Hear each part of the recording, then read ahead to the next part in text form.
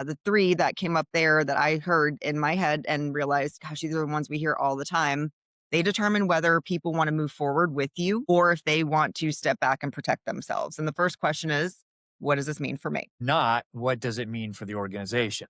Nope. It's not that they don't care about the organization, but human psychology and behavior says, what does it mean for efficiency in my role, in this position that I'm in every day? They're asking, am I still going to be good at what I do? Am I going to be able to comply with this? Will my expertise still fit? Will it matter? And then what happens to the relationships that I've built or the pattern that I've become accustomed to and comfortable with? And underneath all of that, do I see myself in this new future? That sounds really personal. Yeah, it's deeply personal because your work isn't just something that you do.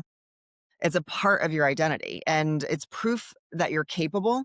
It's proof that you matter. It's proof that you've built something. So when you show up somewhere every day, those are the things, those are the stories that you're living that are your real life playing out and in front of other people with the company, but also to yourself. And so if you're now being told that that's changing and you don't have a choice, not you won't always get a choice, but if you don't have a part in that or feel like you have a role in that, naturally you start to wonder if you're changing, if you're still going to be valuable in that landscape. So, what does a leader do with that? They translate. They say, here's what's changing about how we work. Here is what is staying the same so that you have something to anchor to. Here's how your skills actually become more valuable to the new reality. They have to do that, though, a little bit before the change hits, not after. Okay, so that's question one. What's next? What's question two? Question two they ask is, can I succeed in this? Can I actually succeed?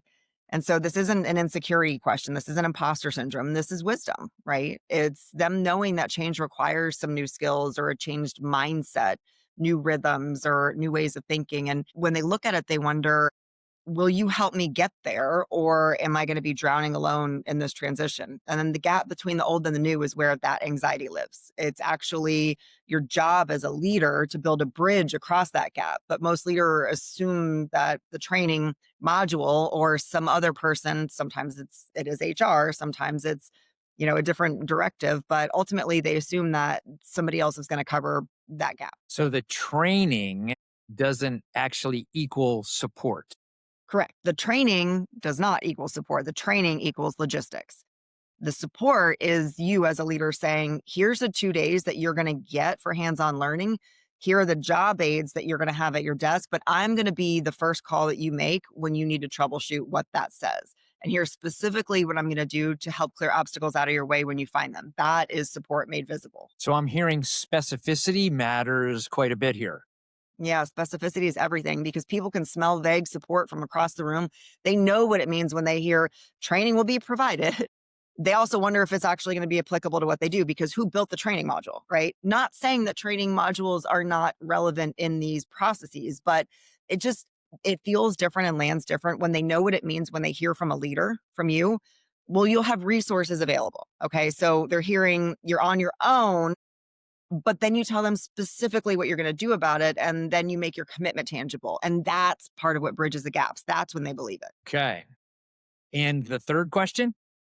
Yeah, this is the deepest one. Ready? This is hard. Do I trust you to tell me the truth? Because they're evaluating not just the change anymore, they're evaluating you as their leader. And are you being straight with them? Are you actually fighting for them? Are you willing to admit that the hard part is still might be there? Are you willing to admit any unknowns that you have? And this is critical because a lot of leaders will fill in gaps thinking that they're supposed to know everything or they were supposed to be briefed ahead of time and they can't control that either, right? If you're in mid or senior level management, you sort of just have to deliver this message with the confidence that says you can still trust me. So in times of uncertainty, credibility becomes real currency. Everything else you do rides on whether or not your team believes in you being honest. Sounds like a really high bar. I mean, it's a high bar, but most leaders don't realize how it's being tested every day anyway, in every conversation that they have. So every time you dodge a question throughout your day to day or hide behind a policy, then you're making a deposit into the account of doubt. And when you need people to move fast, when you have these times of critical impact or change, when you need adoption from your team, buy in, engagement, that account ends up being empty.